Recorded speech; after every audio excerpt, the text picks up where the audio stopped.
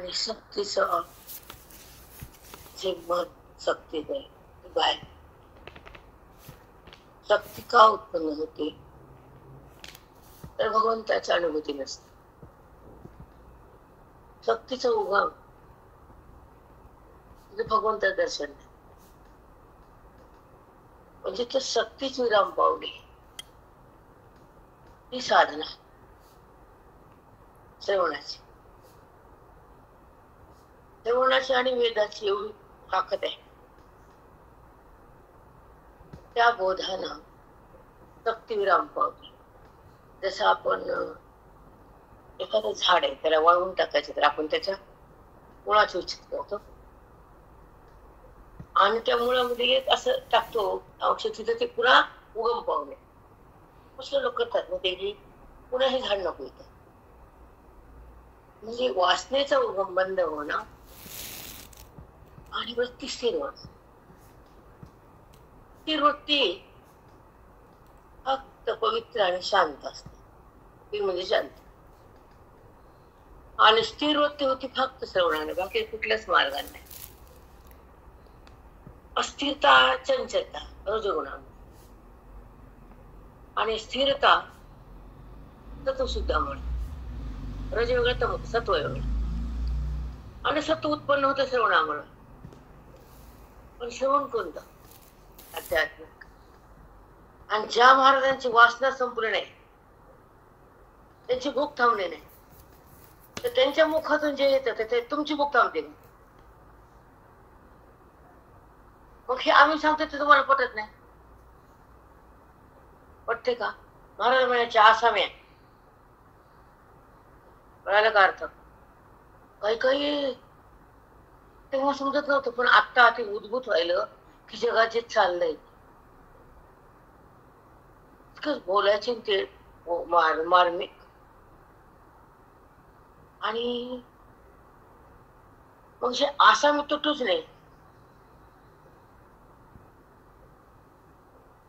पण महात्म्याकडे आसामी नसतं. महात्म्याचा संबंध महाराजांकडे आसामी आणि महात्म्याकडे मुक्ती.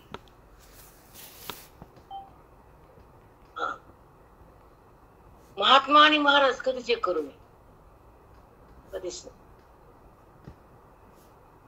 कारण अंतःकरणाची अवस्था भिन्न भिन्न आहे.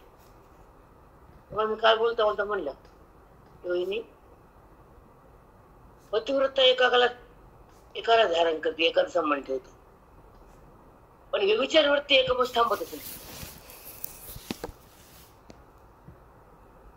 मग व्यभिचारी म्हणजे नाना आकाराला धारण करणार, नाना पदार्थाचा भोग घेणं आणि नानत्व बघणं. मग तिथं वेदांतात नानत्व सिद्धच होत नाही. मग नानत्व का तुमच्याकडे? नाना नाहीच आहे, तुमच्याकडे एकच आहे. मग तुम्ही नाना केला. मग तुम्ही जर नाना विषय, जगत, वृत्ती, वासना, मोह, क्लेश हे नाना नाना रूपांतर तुमचे रूप होतात. एका रूपात कुठं राहत नाही राहत. मग जेव्हा एक रूप होतं तर हे नाना बंद होतं. ते अद्वैत मलाही सांगते. अद्वैत तो म्हणजे बेटा अद्वैत तो शब्दाने एक ताकद आहे, त्या शब्दात एक पावर आहे. जसं गव्हर्नरच्या सहीशिवाय नोटाला किंमत नाही. गव्हर्नर कळतं ना, आणि त्याची सही येतात की नोट सरती. तसं अद्वैत तो माझं भेटावं, ब्रह्माचा आबोला पिटावं. तर प्रयास बघा ना, वा वा आहे ना. माऊलींचे शब्द प्रयास जेवण आहेतच. सुरुवातीला आहे ओम नमोजी आद्या मात्रा काना काना.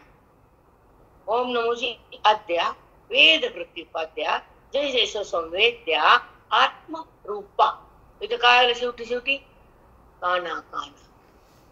म्हणजे एकही श्लोक त्यांचा विसंगत नाही. जिथं काना घेतला तिथं कानाच, इथं विलांटी विलांटी. अद्वैते ब्रह्माचा अगोला पिटावा भेटावा.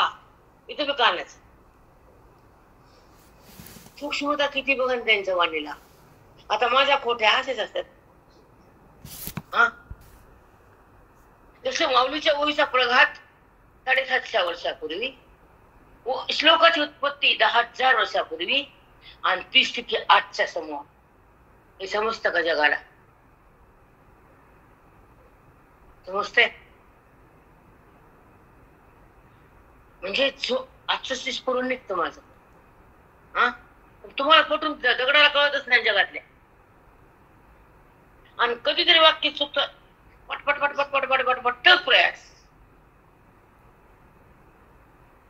आज एका दिवशी एका तासात एक जगता वाचन नाही, स्पर्श भगवंता वाचन नाही, उत्कर्ष वेदा वाचन नाही, आणि स्थिती मोक्षा वाचन नाही. प्रयास आहे मौलींचा 750 वर्षापूर्वी. तोच प्रवाह आहे हृदयातून आज. 750 वर्षाचा प्रवाह आज सुरू झालाय. कारण ती जागा निवडली त्यांनी हृदयाची. दिला तो त्याच्या कारणे लावला. बरोबर आहे. त्या देहाचा विनोद संसारात नाही झाला. त्या देहाच्या माध्यमातून लोक प्रगट नाही केला. त्या वृत्तीने जगताकडे धावत नाही गेली. ती वृत्ती फक्त विठ्ठल विठ्ठल झाली.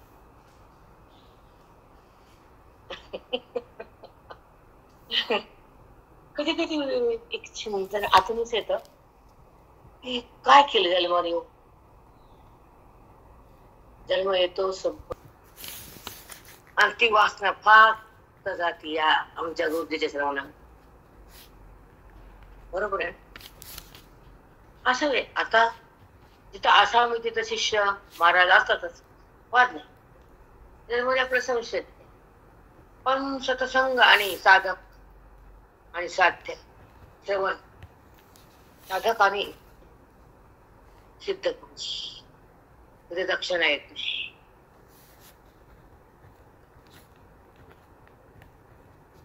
कारण गुरुजींनी सिद्ध होते, सिद्ध महात्मे जे मोक्षाला प्रगट करत होते, साध्याला हातात देत होते, साधना पूर्ण होत होती, आणि स्वरूपाची स्थिती हृदयात नांदत होती. ही सिद्धता आमच्या गुरुजीकडं. मग त्यांच्याकडे हजारो 100 वर्षाच्या काळात जगले आमचे गुरुजी. मग हजारो लोकांना मुक्त केलं. दक्षिणा कधी घेतली? घेतली का? आणि आता नोटा वाचून आहे का? महाराज भेटले की नोटाच निघत बाहेर. कपाल बघितलं की आयोजला त्यामुळे फेकायचं. एमडी टप्पे नाही. बरोबर आहे. तुम्हाला मोठूस तर इले किती राहायचं, आम्ही काय कर? तुम्हाला मोठूस डबेच खायचे, नोटा द्यायच्या, ज्याची गेली नाही लोकांचं काढते.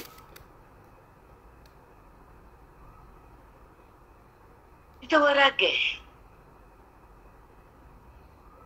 इथे जगाचा कल्याणाची स्थिती. नोटाची तिथे प्रतिती नसते, असावी नसते. असते का? म्हणून तर वेदांत तिथं बाहेर येत नाही ना. त्यांच्या वाणी सरस्वती तिथे नसतेच, सोडून द्या. कारण जिथे लोभ, जिथे वासना, जिथे विकार, जिथे मोह आहे, तिथे सरस्वतीचं आगमन नाही. हे संपलं तिच्या वाचून. आणि तिथे सगळं असतं तुमच्यापाशी, बरं बटलेले गाण. म्हणूनच तिचे रूप जे महाकाली ना, ध्वंस करते अविद्येचा. तिचं रूप जे लक्ष्मी ना, हे धन देते मोक्षाचं. हे धन संसारात तुमच्या प्रारब्धाचं, हे भौतिक ना, घर प्लाट सोनं माती दगडात. पण ज्ञानाचं धन देणारी ही लक्ष्मी सरस्वती, आणि अविद्येचा नाश करणारी महाकाली सोबत असते. कारण तिचेच रूप आहे ना सरस्वतीचे. मग तीच जेव्हा येते तर ते महाकाली म्हणून अविद्येला भस्म करते. हा चमत्कार आहे.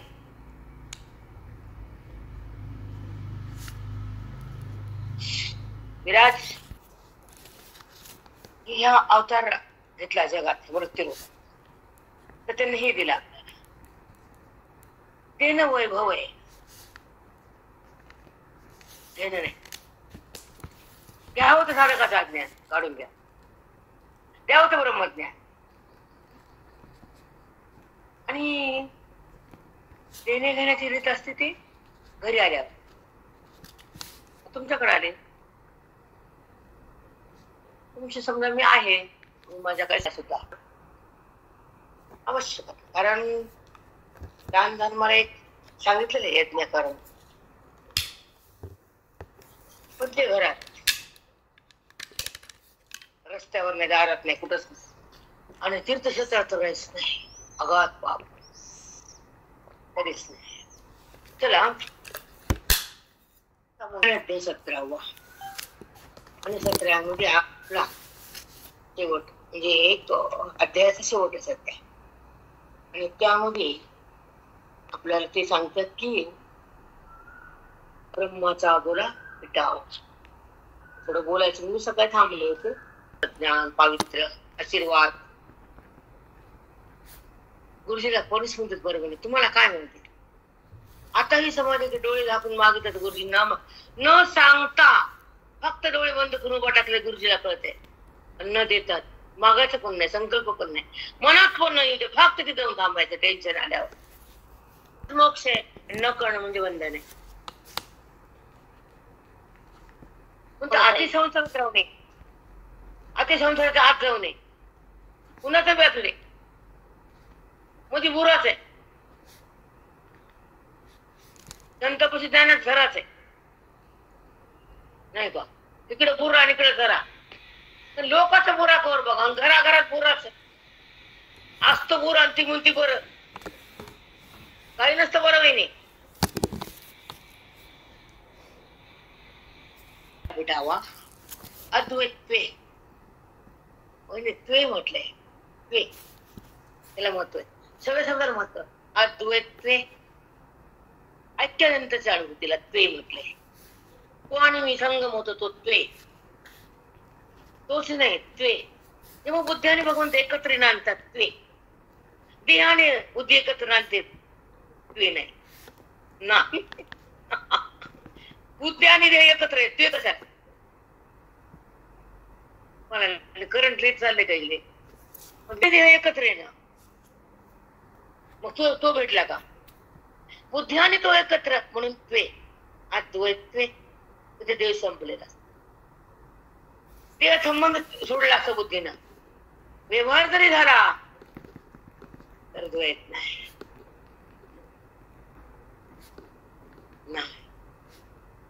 महात्मा जरी रडला ढसा ढसा तरी अज्ञान कारण तो भगवंताच्या खुशीत हृदय राहिलं अंतःकरणाचे धर्म पेटले गेले अंतःकरण अतिशोक कारण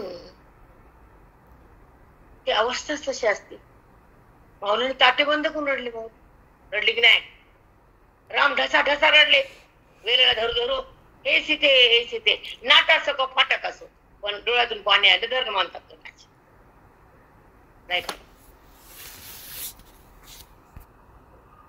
अनुभूतीचा नंतरचा व्यवहार वेगळा आणि भेदातला व्यवहार वेगळा पापाचा व्यवहार वेगळा पुण्याचा हाकार वेगळा आणि वेदाचे संस्कार वेगळे आणि संसाराचे संस्कार वेगळे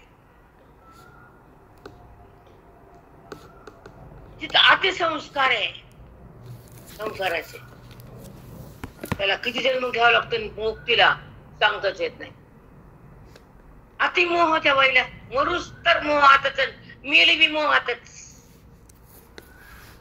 मोह म्हणजे वेद वेदातून उत्पन्न होणारी वासना त्याचं नाव मोह व्याख्या कशी तयार होते बघा एका क्षणात वेदातून उत्पन्न होणारी वासना आणि तिला प्राप्तीच्या विषयाची संबंध जगताचा विकार वृत्तीचा आणि आविष्कार दुःखाचा त्याला म्हणतात मोह मोह भगवंताचा नसतं कोणाला दाखवायचे एक असते मध्ये एक असते म्हणून तर मुक्त नसतेच जास्त नाही.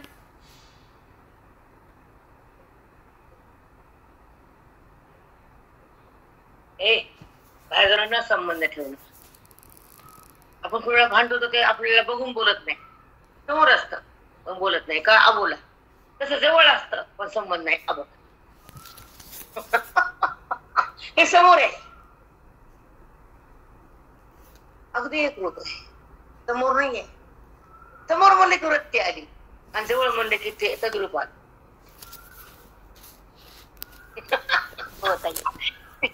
वृत्तीने दाखवलं तर ते अविद्या कार्य. तिथं वृत्तीच नाही लागत, तिथं स्पर्श आहे, त्याचा संबंध आहे. वृत्ती वाचून त्याचा स्वानंद आहे, तो आपल्याशी समरस आहे. वृत्तीचा काय संबंध आहे? वृत्ती वाचून तो आहे, ते ब्रह्म आहे. वृत्तीचा संबंध आहे दिसते ते जग. दाखवा तुमच्या व्यासपीठावर पैशाचा काही मान घातलेले, ते बोलत नसतो, बघून पण वृत्तीच नसती. वृत्ती वाचन असतं ते आपलं स्वरूप असतं, त्याचा अगोरा आपण ठेवतो. कारण अविद्येच आपलं मन, त्याच्यापाशी कुठं मन आहे? त्या मनानं जगाचा संबंध केला, भगवंताचा संबंध तसाच वाया गेला. संबंध असताना तो रोखला गेला, त्याचं नाव अविद्या. आणि संबंध नसा दाखवला, त्याचं नाव ब्रह्म.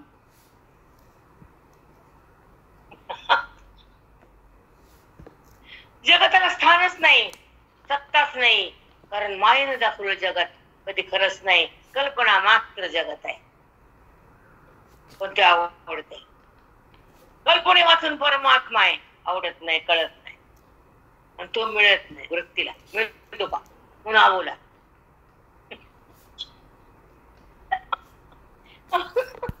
कशाला कोपरा लागल? म्हणूनच हा आकार उठला तुमच्या जगात आजकालचा. तिथे काही भेटत नाही, ब्रह्मगाठ सुटत नाही, सुटूच शकत नाही. वर्षाला 2दा-3दा ऐकलं, काय सोडलं त्याने तुझं? हा काय सुटलं? नाही बेटा. ज्या संतांच्या संगतीची साधना साधकानं केली, ज्ञानाची संपत्ती हृदयात आली, अविद्येची माती झाली, अविद्येची रात्र भस्म केली, कारण साध्याची अनुभूती संतानं दिली. वृत्ती साध्याच्या कुशीत गेली, ती देहाकडं नाही आहे. गाबोला पिटला करायला नाही, त्याचा संबंध नाही, त्याची स्थिती नाही, त्याचा आनंद नाही, त्याचा स्पर्श नाही, त्याला अबोला म्हणते. जेव्हा बोधाने तर बुद्धी तिथे जाती, त्याचा स्पर्श घेती, आनंद स्वानंद ती भक्ती, तेव्हा अबोला नसत.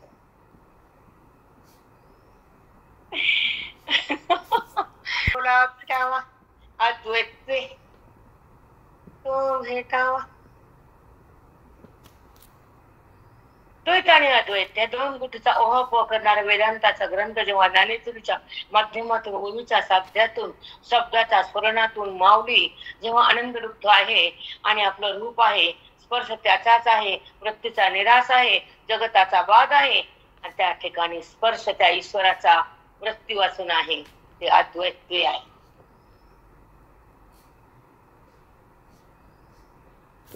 ते शब्दात मांडलं जातं, ते गुरुजींचं व्यासपीठ आहे.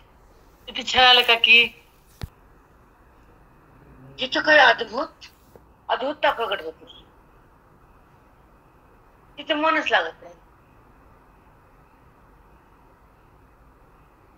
आता जग चालू त्याच्या मागे जावं लागतं, नसल्यावर फिरतात लोक. काही कुठं काय चालतं. बहिरंगातून अंतराकडे येण्याला बहिरंग लागतच, पण मरेपर्यंत बहिरंग होत नसतं. गव्हाचं पीठ केलं तर चपाती म्हणजे अंतरंग आहे. पीठ खाता येतं का? आता मी पिठाला बघून नाचत तर आम्ही काय करावं? कुणी गव्हाला बघतं नाचतं, कुणी पिठाला बघून नाचतं, पण आम्ही चपातीला बघून हसतो. त्यांच्या बापाला चपाती माहित नाही, पीठ करता येतच नाही.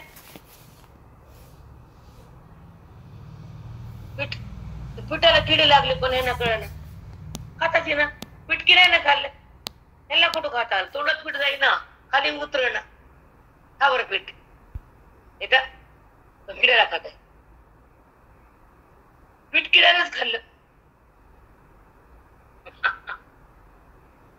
म्हणून एक अवस्था असते बहिरंग नंतर अंतरंग नंतर अंतस्थिती आत्मस्थिती म्हणतात त्याला. त्या स्थितीमध्ये आपण राहणं ही उत्तम गती बुद्धीची, ज्ञानाची रीती, बुद्धीची उत्तम गती आणि स्वला स्वचानुभूती ही जीवनमुक्ती. अंतरंग वाचन नाही. आणि वेद म्हणजे अंतर. ज्या ठिकाणी वेदाचं चिंतन, ओवीचं चिंतन, अध्यात्माचं चिंतन, विचारसागर, अमृत अनुभव, स्वानुभूती, वृत्तप्रभाकर, ज्ञानेश्वरी असे ग्रंथ जेव्हा लावून दिले जातात व्यासपीठावरून, त्या ठिकाणी मुक्ती बाजूला जातच नाही. तुम्ही कसा भक्त असू दे पण त्याला मुक्ती माऊली देणारच. निर्विवाद. आता ऐका, ब्रह्माचा ओला पिटावा अद्वैते तो मज भेटावा ऐसा मंत्र देखिला वरवावे दुबापे वेदे बापे. त्याने मंत्र दिला. कोणता मंत्र दिलाय? महावाक्याचा. कमन दिलाय? अबोला धरलाय म्हणून. कुणाचा अबोला आहे? ब्रह्माचा.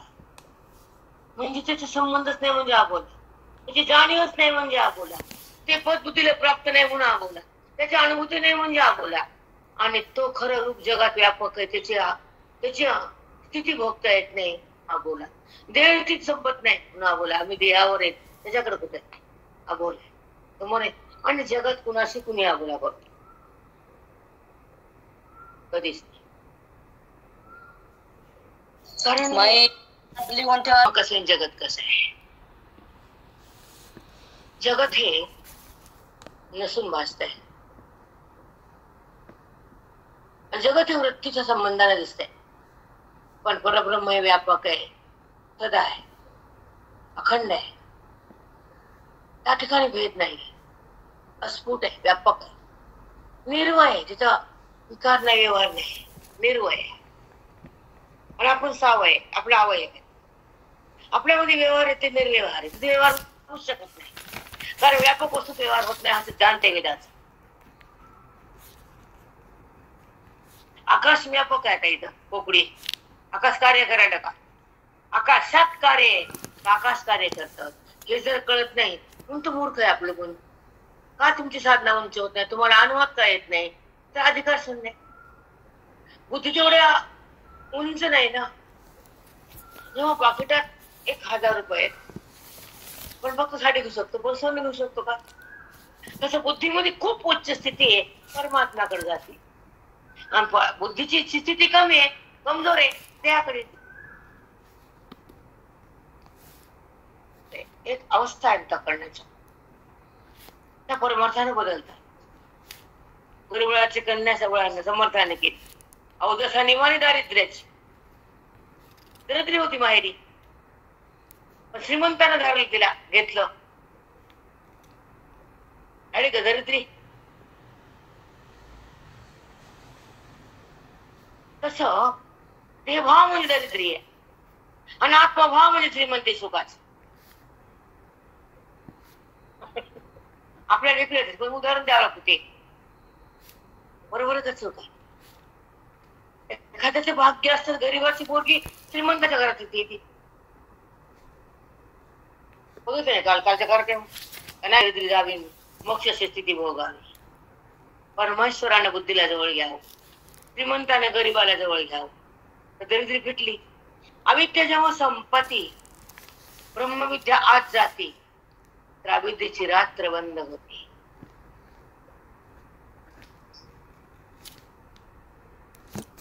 त्याच्या रात्रीमध्ये काही दिसतच नाही, तो कळतच नाही, तो जवळ आहे, तो मी आहे, संबंध आहे पण बंद केला अविद्येने. म्हणून अद्वैत तो माझं भेटा, तो परमात्मा भेटावा एक वृत्ती ऐक्य. ऐक्य देहाचं आहे, तो भेटला नाही. देहाचा बाध आहे, त्याच्या वाचून जायचं. बाध झाला की तो भेटतो, बोधाला बाध होतो. बोधान वाद, वादानंतर अबाधित तत्व प्रगट होत आणि त्यामध्ये मनाचा प्रवेश होतो, बुद्धीचा. दोघांचा संगम होतो. मंत्र महावाक्य बघा ना, मंत्र कोणतं ते काय सुंदर आहे. ऐसा मंत्र देखिला कणवा म्हणजे सुंदर. ऐसा मंत्र देखिला कणवा कोणता? महावाक्याचा. देखिला बर कव कणवा, मी देखिला बुद्धीने बघितला, डोळ्याने खपड्याने या काचाना देखिला. कुणी? त्या बुद्धीच्या रूपी डोळ्याने. कस काय देखिला? जाणीव म्हणजे देखणं, त्याचं ऐक्य म्हणजे देखणं, त्याच्या स्वरूपात प्रवेश म्हणजे देखणं आणि आत्मभाव प्रगट होणं म्हणजे देखणं. कोणचा मंत्र आहे? की ते तू आहेस. तत्वमसि. तत्वम असि. ते तू आहेस. तू देह नाहीस. हा मंत्र देखिला कणवा.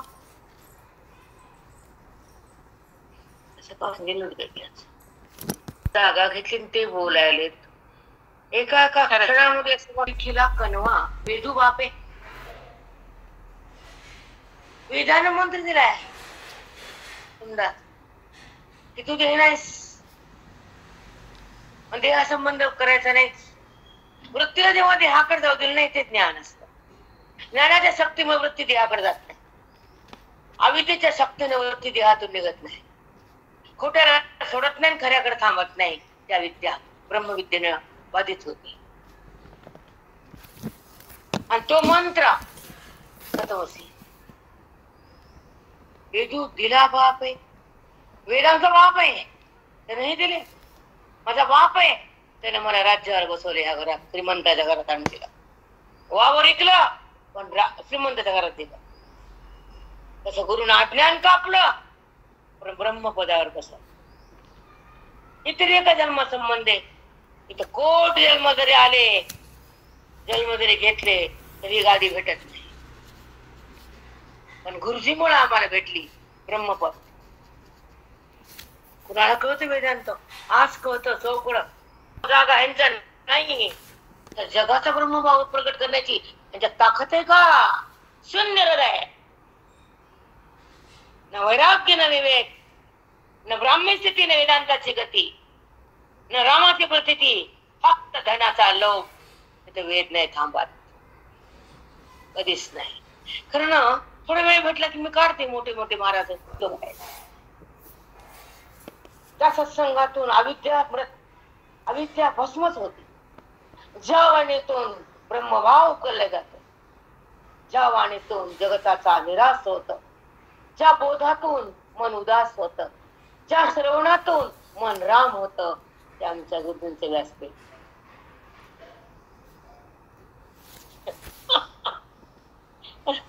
आणि तर राम सारखं तर काहीच नाही तोंड त्यांच्या, काहीच नाही. तू असं म्हणणे, तुझं काय सांग की रस पाजावा आणि दुःखाचा प्रसंग आयुष्यात संपवा. हे करून दाखव ना. काही नसतं देणं घेणं. वेदांताची भाषा नाही, ऐक्याची बोल नाही, गोवीचा रस नाही आणि ज्ञानाचा कस नाही. फक्त पैशाचा काढून त्याला फेस हेच दिसते चौकड. फक्त मागे पैसा त्याचा आणि हा प्रसंग श्रवणाचा आहे. इथं पैशाचा स्पर्शच नाही. इथं ज्ञानाचा उत्कर्ष आहे, विवेकाचा महामार्ग आहे. इथं फक्त प्रेम, श्रद्धा, पुण्य हे घेऊन या. हा पैसा द्या आम्हाला, मोक्ष देतो तुम्हाला. श्रद्धा, वैराग्य, तुमच्या आयुष्याचं तप ते द्या दक्षिणा.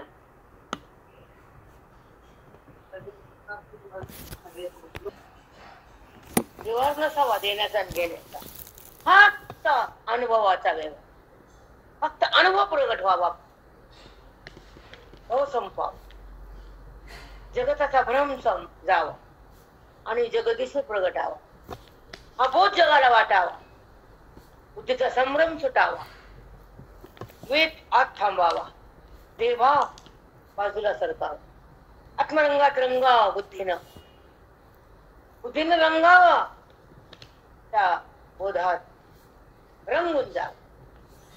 मग ती देहावर आत्मबोधात बुद्धी रंगली तर देहा संपला. त्याच क्षणी जडाचा जो संबंध होता तो भिन्न झाला. जडाचा संबंध संपला. तो अविद्येला भस्म केलं संतान. जेव्हा ती बुद्धी जडातून बाहेर येते, अनुभवाच्या राशीवर जाते, स्वतःला स्वतः पाहते, आत्मरूप होते, तर बाटलेले व्यासपीठावर नाही, कधीच नाही. वैराग्याने पेटलेले व्यासपीठ. विचारा कुणाने वाक्य चुकीचे का ते तज्ञेच नाही. माऊली शिवणे वैराग्याविना ज्ञानाची तज्ञेच नाही. जे विवेकाची भाषण नती, वैराग्याची शिवण देखती, ते मूर्ख माझ काय पावती ईश्वरा. ते त्याच्या बापाला वैराग्य नाही, ते माझ्याकडे कधीच येत नाही. स्वतःलाच वैराग्य नाही, झोळ्यातून फिरते, दुसऱ्या वैराग काय देणार ते सांगा ना. म्हणून मोक्षाला झोळ जमत नाही. आणि वेद सक्सेस झूठ बोलतीच नाही. माय बोधाची झोळी.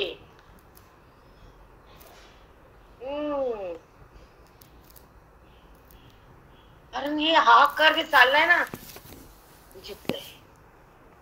कोणत्याही माध्यम तिथे दोष नसावा, तिथे क्लेश होऊ नये, तिथे भेद राहू नये, त्या देहाचा संबंध बुद्धीने घेऊ नये. अलिप्त दशा असावी, मृत्यू उदास असावी, दिशा त्याची असावी, आणि प्रकृती परमात्म्याची भोगावी, प्रकृती देहाची टाकावी, त्यागावी. तर कुठली भोग वासना? देहाचा संबंध नाही, तर वासना कुठली? म्हणजे ऐसा मंत्र वेदे दिला बापे, हा शब्द आहे. सांगा ना. मग मंत्र कोणता आहे? ब्रह्मास्मी. तो मंत्र चतुर्मुखी पानं त्यांना आपला उपदेश केला. आणि किती जरी घेतलं तर धनानं मुक्ती नाही, न देणाऱ्याच ना घेणाऱ्याच. मन द्या ना गुरुला, त्याच्या चरणावर मन व्हा. त्या मनावर ताबा त्यांचा आहे. आता मन माझं नाही. आता मन त्यांच्या चरणावर दिलं, त्यांच्या बोधात ते गेलं, ते राम झालं. ते मन सगळं काय देतो पण मन देत नाही. आपण एवढे आराम अद्वैत तो भेटावा. खूप काय बोलता येतं, द्वैताचा संबंध नाही कथा रोज बोलतोच तो. आता 1 घंटा घातलाय एका शब्दाला वचनाला. ऐसा मंत्र देखील आपण वेदे बापे. मग डाविलेने जेने एके, मग डाविलेने जेने एके. त्या मंत्रानं काय दाखवलं? एक दाखवलं. काय? ब्रह्मपद. ते कुठे व्यापक आहे, ते कसं आहे आत आहे, ते कसं आहे मी आहे. ते कवा वाटतं त्याचं ऐक्य झाल्यावर. ऐक्य कसं नव्हतं त्या मंत्राने. मंत्र कोण देतो? गुरु. गुरु कसा मिळावा? ब्रह्मज्ञान. मग एक मिळतं. हा डाविले म्हणून तर जास्त सुंदर असा. मग डाविलेने जेने एक ब्रह्म आणविले कौतिके. त्यानं काय आणविलं? ब्रह्म आणविले कौतुकानं आणविलं. तुझ्यातलं पाणी जाळलं तेव्हा बासुंदी झाली. त्याचा अंतःकरणातलं अविद्या जाळली तेव्हा ब्रह्म प्रगटलं. आणविले दूध आणविलं. रामकृष्ण. जेने एक वेदाने ब्रह्म दाखवले, त्या मार्गाने बुद्धीने जावं. मग जेने दाविले एक ब्रह्म. वेदाने काय दाखवलं? ब्रह्म दाखव. जगत संपवला.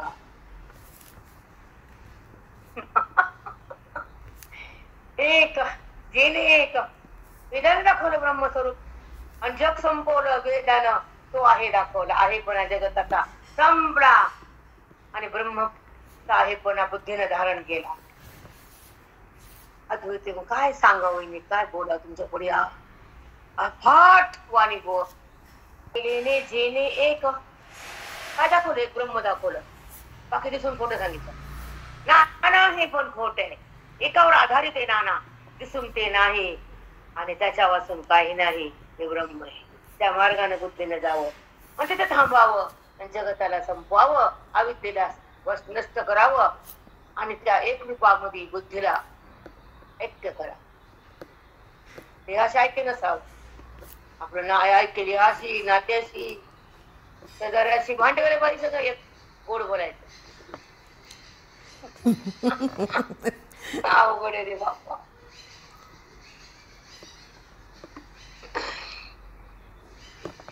मग दाविलेने जेने एक ब्रह्म आणविले कौतिके न ब्रह्म आणविले कौतिक. जो मंत्र दिला का नाही त्या मंत्राच्या शक्तीने त्याला आळवलं जातं. तो मी आहे निध्यास, मी ब्रह्म मी ब्रह्म हा मंत्र आहे. त्याचा ध्यास केला त्याला आळवलं मग तो प्रगटतो, मन तिथं जातं, ते एक आहे कळतं. तर माझं रूप आहे समजतं, बुद्धी त्या रूपात मिसळती आणि देहपट सोडती, त्याला म्हणतात ब्रह्मस्थिती.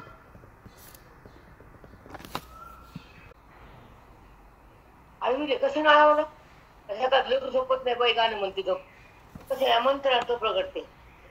ते मंत्र कोणता आता तो नसी, त्याने आळवलं त्याला, ते मी आहे ते मी आहे ते मी दे नाही मी दे नाही. वरती जेव्हा मी दे नाही म्हणती तिच्या अविद्या निघून तिला स्वतःची ओळख होती, तेव्हा ती स्वतःच्या पदावर जाती आणि ब्रह्मरूप होती. तो मंत्र तत्वमसी. आळविले कौतुक आहे. काय सुंदर आहे, बाप रे बाप. कळालं प्रेरणा. ठाके पुढे उभा मागा असता, ठाके पुढे उभा. ते मागे दडलेले झाकलेले पण ती समोर आली, कारण वृत्ती उगम पावती त्या सत्तेनं. पण जेव्हा वृत्ती प्राणमुख आत जाती तर ह्या ब्रह्मविद्ये ती पाठीमाग गेली, वृत्ती माग गेली ना, समोर किती जगत आहे, माग येतो बरोबर.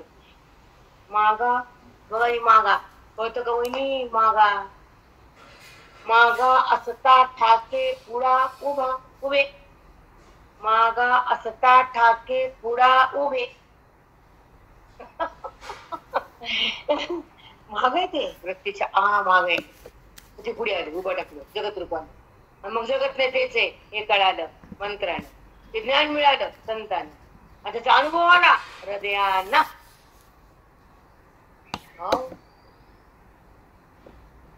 काय शब्दाचे बडे नाही. कसं आहे बाबा वहिनी, रोज बोलतो काय काय किंमत वाटत नाही.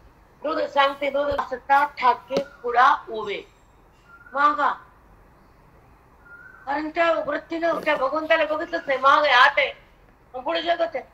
मागा असता ठाके पुढा उभे, त्याला जगत दिसतच नाही, ते माग असलेलं प्रगट होतं जगत रूपात. तर मी ते सांगते म्हणजे जे जगत दृष्टीला दिसत होतं आणि ब्रह्म अगोचर होतं दिसत नव्हतं, ते पाठीमाग झाकलेलं होतं, अविद्येचं आवरण होतं. ब्रह्मविद्येचं जाळ आवरण नष्ट झालं, ब्रह्म स्पष्ट झालं, तिथे वृत्ती एकरूप झाली आणि समोर पण त्यालाच पाहिलं. आत पण तेच आहे आणि मी पण तेच आहे, समोर पण तेच आहे. मागा असता उभा पुढा ठाकी. दृष्टी अगोचर असतो, ब्रह्म अगोचर आहे, गोचर होत नाही. पण संत हे आता बोललेलं खरे, दृष्टी गोचर होईल जगत. खोट्या पदार्थाला जाणणं वृत्ती संबंध आहे, पण खऱ्याच संबंध होणं खरा तोच आहे. आणि खऱ्याला कसं जाणार, खऱ्यानं एकच वस्तू आहे, तो करतोच आहे, दुसरं नाहीच आहे. मग सांगायचं कसं, भिन्न वस्तू नाहीच आहे, बोलायचं कसं, त्याचा स्पर्श येतो पण अनुभव मांडायचा कसा. तो मी आहे असं शब्दातून जगाला द्यायचं कसं. म्हणून जो दृष्टीगोचर आहे, दृष्टीच्या बाहेर आहे, जगत दृष्टीगोचर आहे. कारण अविद्येमध्ये विकार होतो, वृत्तीचा उत्थान होतं आणि खोटं जगत तिला सांगता येतं.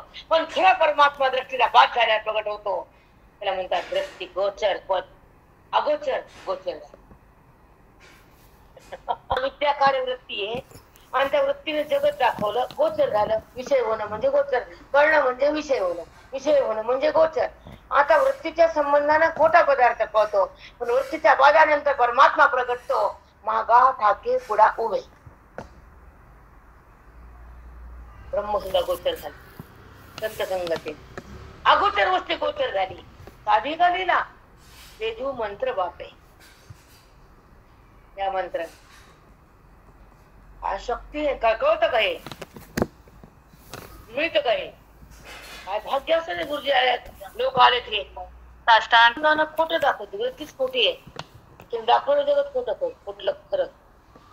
पण जे खरं असतं ते वृत्तीच्या संबंधाने दिसत नसतं.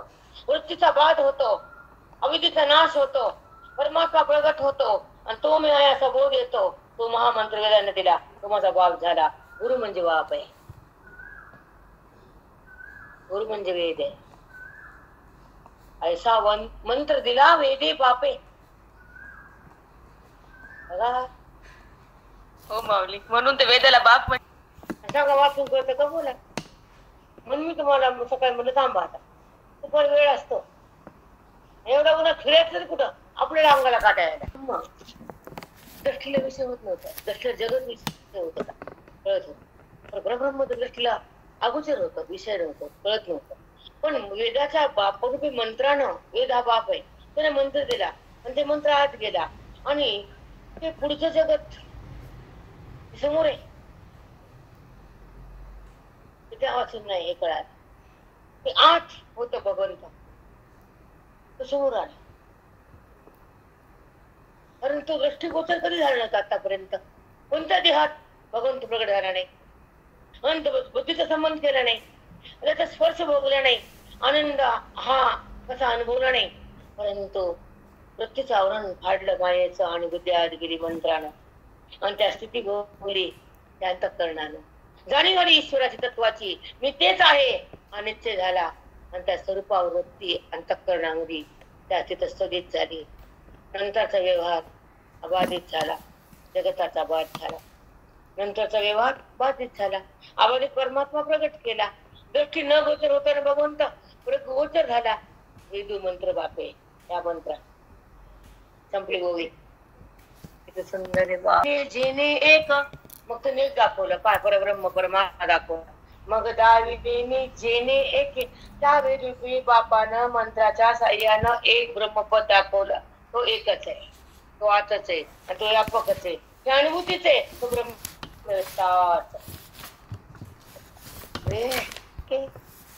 त्या मंत्राने एकच दाखवला परमात्मा, अनेकाचा वाद केला. देहाचा निराश झाला, परमात्मा प्रगट झाला, बुद्धीचा संयम झाला, सुखाचा अनुभव आला आणि अविद्येचा नाश केला आणि अबाधित परमात्मा प्रगट होताना जगताचा बाध त्या मंत्रानं केला. नंतरचा व्यवहार बाधित झाला, जीवन मुक्ताचा. कुठं कळत होईल या लोकांना? त्या लीला पाठ करू करू बोलायचं, पैसे नोटा करण्याची बाधित आहे. समजतं का? घुमात दगड्या बायाला अपवित्र होत त्या लिलेनं आणि बाध होतो ह्या ज्ञानानं. राम प्रगटतो मंत्रानं आणि मी कोण कळतो ह्या वाक्यानं. अनुभव येतो सुखाचा वेदानं, बाध होतो जगताचा ह्या मंत्रानं.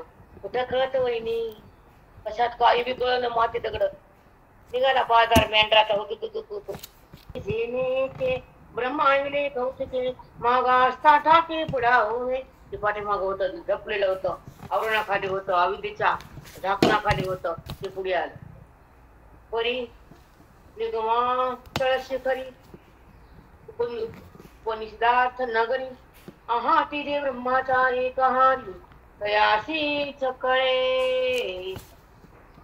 आता ब्रह्मपुरुषाच्या शिखरावर जे बसले, वेदाच्या पंक्तीला जे जेवले, त्याला ते कळतं, बाकीच्याला कळत नाही.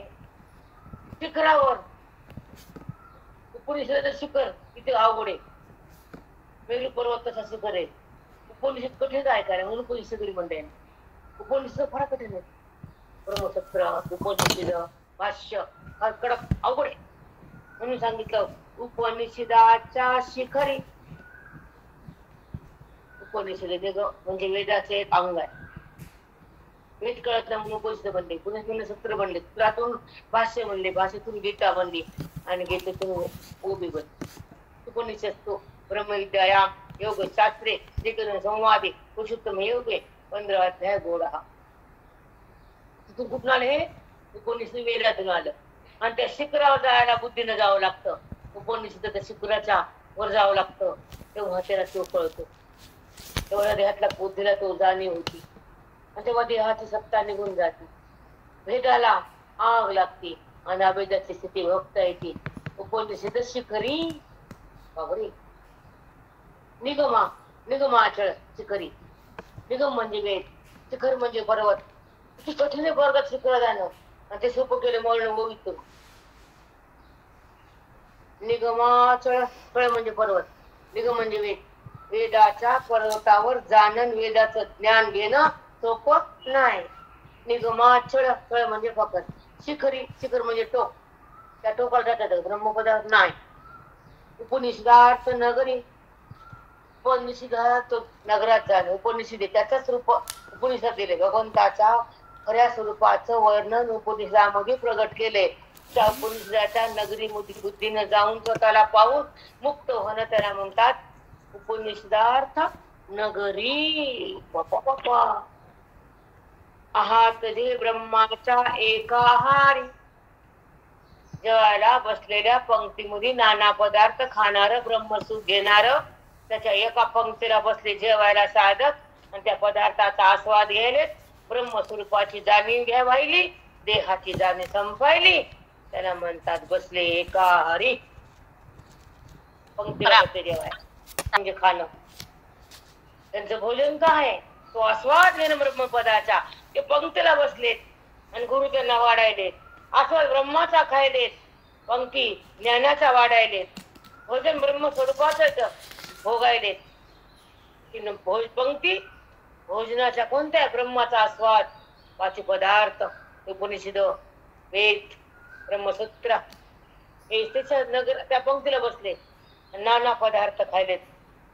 बापरे, कळालं का? मला कळून जातं काल काही जाऊ दे बघ जाऊ वाचता म्हणतो. ऐक्य बुद्धीत प्रगटावा आणि भेदाचा नाश करावा. स्वरूपाचा ध्यास असावा. आधी साक्षात्कार करावा आणि द्वैतातून बुद्धीने बाहेर निघावं.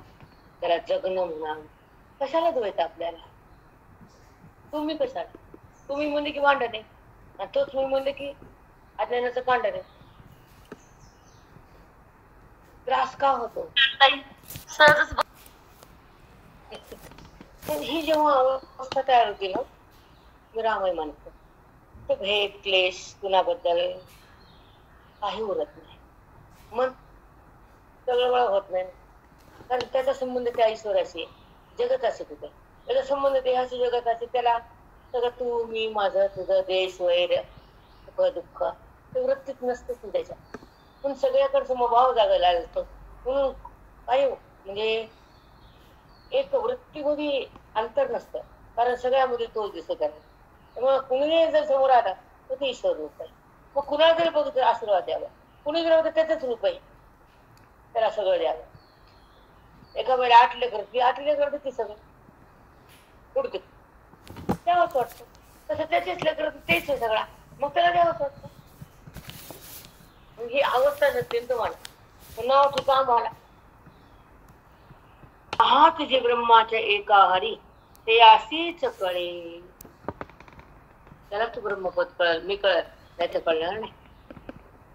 हेही असो प्रजापती शक्ती जे सृष्टी करती, ते जया एका वृत्ती नामाची. बापा बापा बापा असुंदर नामाची. जे ब्रह्मदेव त्यानं सृष्टी उत्पन्न केली, पण सृष्टी कधी आली? हे समृत्ती त्याच्यामध्ये तपस्या आली, तेव्हा त्याला सृष्टी केली, त्याला आली ते नाम सोहामय.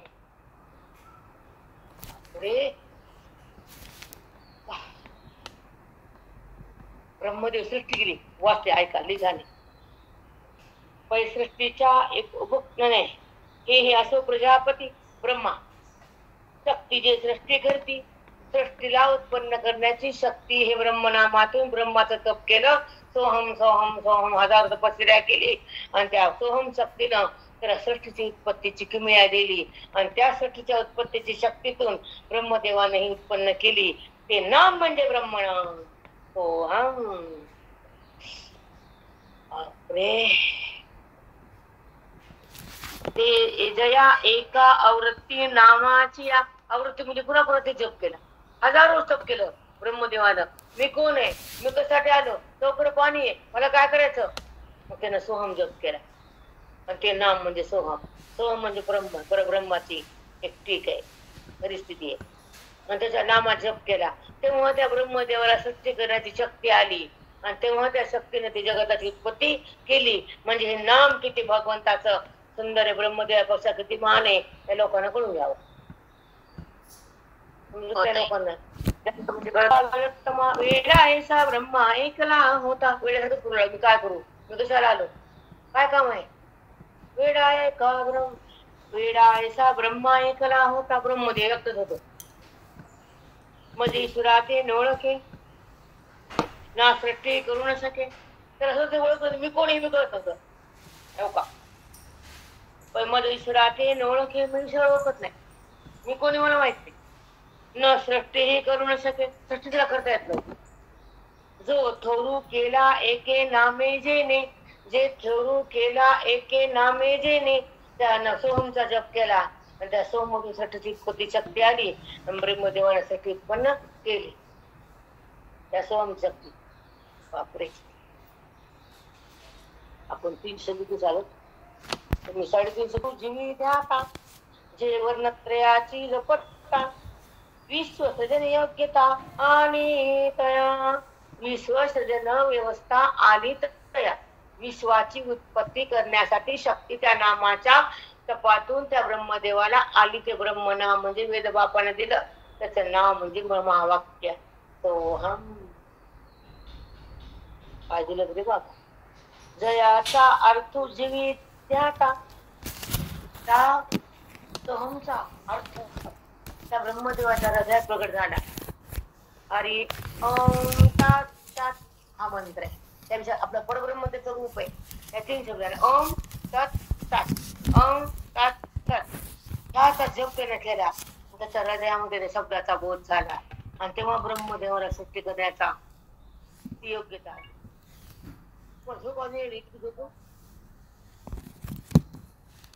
जयाचा अर्थ जीवी ध्याता, त्याचा अर्थ त्या ब्रह्मदेवाच्या हृदयामध्ये त्याला धारण केला. आता जे वर्णत्रयाची जपता 3 जण ओम तत्सत. वर्णत्रय 3 शब्द ओम तत्सत, त्या 3 सुद्धा जप केला. विश्व सृजन योग्यता आली तया, विश्वाच्या उत्पत्तीची योग्यता ब्रह्मदेवाला त्या 3 वर्णाच्या जपानं आली. एवढे महान 3 वर्ण वेदाने दिले आणि त्याचा अर्थ माऊलीने सांगितला. तो आमच्या बुद्धीला आला, बुद्धी ब्रह्मस्वरूपाकडे गेली आणि ब्रह्म पद प्राप्त झालं. त्याला जगताची उत्पत्ती करता आली आणि आम्हाला त्या 3 वर्णाच्या शक्तीनं त्या सात्विक कर्मानं आम्हाला ब्रह्मरूपता प्राप्त झाली. त्यांना जगताची उत्पत्ती आणि आम्हाला ब्रह्मस्थिती. एवढं कळत नाही वाचू माते दगड जायचं आणि बोटे फिरवलं. ते तेव्हा ब्रह्मदेवाने काय रचिले, ब्राह्मण उत्पन्न केले. ते जेव्हा रचिले ब्राह्मण तया वेद दिले शासन, त्यांना वेद दिला. जगाला सांगा असं करू नका, तसं करू नका, असं वागा, तसं वागू नका, आवडण्याचं खाऊ नका, ते पिऊ नका, ते विचार करू नका. ते शासन वेदाच्या मार्गाने राहा, वर्ण धर्म सांभाळा, आचरण करा, धर्माचं पालन करा, 4 कर्म स्थिर करा, नित्य नैमित्तिक प्राचित 4 कर्म करा, वर्णानुसार धर्माचं पालन करा, तुमच्या मर्यादेत राहा. ते शासन कोण दिलं त्या लोकांना, ब्राह्मणांना. त्याला शासन नाही, ते लोकांना काय दिली, माती. बिघडले भरकटले म्हणून तर पाप उभा टाकले. कशा पापाची आधी आपली नाही, ती वाटली पहिल्यांदा, खरंच वाटले. आणि ह्या लोकांना सुद्धा काहीतरी प्रगती करावी. त्या ब्राह्मण लोकांना लुटायला बसले का नाही आपल्याला, तसं त्यांची सभा भरून तुम्ही असं वागू नका.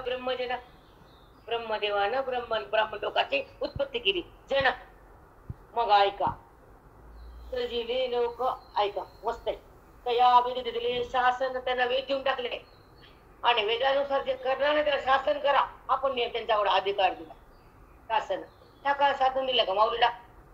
750 वर्षापूर्वी तुम्हाला हा आश्रम सांभाळायचा नाही, तुम्ही संन्यासाचे पोर आहेत, तुम्हाला हा वेद म्हणायचा नाही म्हणून ते रेड्या बोलला की त्याचे तोंड बंद केले, रेड्या बोलला. शासन केलं ना ब्राह्मणांना.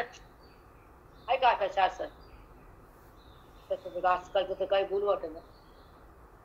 बापरे बाप. आणि ह्याला सगळं कॉलेज रावणाच्या काळातले आता कलियुगात जन्मले. कारण ते कसे जटा केस आता मी कसेच बायक आहेत की नाही. अवघड वेदातून सांगितलं. कुणी? ब्राह्मणाला. कुणाला? आपल्याला. हे सांगितलं वेदायसे वर्तना जीवे केले त्या त्या जीवानं ज्या ज्या धर्मा जन्म घेतला तो ते वर्ण, तो आश्रम आणि ते कर्म हे वेदातून सांगड घातली. ब्राह्मण संध्या करा, वैश्याने व्यापार करून दान धर्म करा, शूद्रांना खालचं कार्य करा, क्षत्रियाने युद्ध करा. ऐका आता कुणाचंही कार्य कोणी चपले फक्त सांभाळ किती, आता चपल्या कुणीही करायले, पुढे धंदा कुणीही करायले. किती हा कार्य ऐक नाही. किती नंतर कितीतरी खूप उत्पन्न केलेले होतं. जीव जंतू, पशु पक्षी, गवत, औषधी, वनस्पती, धन, फळ सगळं तयार केले. बघा पाठीने नेनो किती एर सजिले लोकापार खूप लोक उत्पन्न केले. झाले ब्रह्मदत्त अग्रहार तिन्ही गुणे. ब्रह्मदत्त तिन्ही लोक ब्रह्मदेवाने उत्पन्न केले. ब्रह्मदत्त ब्रह्मदेवानं तिन्ही लोक उत्पन्न केले. पृथ्वी लोक, पाताळ लोक, स्वर्ग. झाले ब्रह्मदत्त अग्रहार तिन्ही गुणे. त्या ब्रह्मदेवानं 3 लोकांची उत्पत्ती केली. ब्रह्मदत्त म्हणजे त्याला. आता ऐका आलो आपण एक पिकड झाले का बऱ्याच ओव्या. रोज एकच ओव्या. हे नाम मंत्र जेणे धातया आढळची करणे तयाची स्वरूपाने कवणे श्रीकांत तो. ऐसे नाम मंत्र जेणे धातया आढळची करणे. त्या मंत्रानं ब्रह्मदेवाला सठीची उत्पत्ती करता आली आणि त्या मंत्रानं ब्रह्मदेवाला आढळ पतावर राहता आलं. त्याचं पत्ते सुटलं नाही. बघा तयाचे आढळची करणे. धातया धातया म्हणजे ब्रह्मदेव. ह्या जगाला उत्पन्न करणार दाता. तयाचे स्वरूप ऐक म्हणे श्रीकांत. त्या मंत्राचं स्वरूप ज्या मंत्रानं ब्रह्मदेवानं सृष्टी केली, ज्या मंत्रानं ब्रह्मदेव एका ठिकाणी स्थिर राहून जगताचा व्यापार करू लागले, त्या मंत्राचं स्वरूप तुला मी सांगतो असा कृष्ण लक्ष्मीचा पती भगवंत अर्जुनाला बोलतो. ते तुला मंत्राचं स्वरूप मी तुला सांगतो, ते तू ऐक असं भगवंत कृष्ण परमात्मा अर्जुनाशी बोलले. स्त्री म्हणजे लक्ष्मी, कांत म्हणजे पती, लक्ष्मीचा पती कृष्ण परमात्मा. त्या मंत्राचं स्वरूप काय तुला मी सांगतो ऐक. काय छान आहे बा.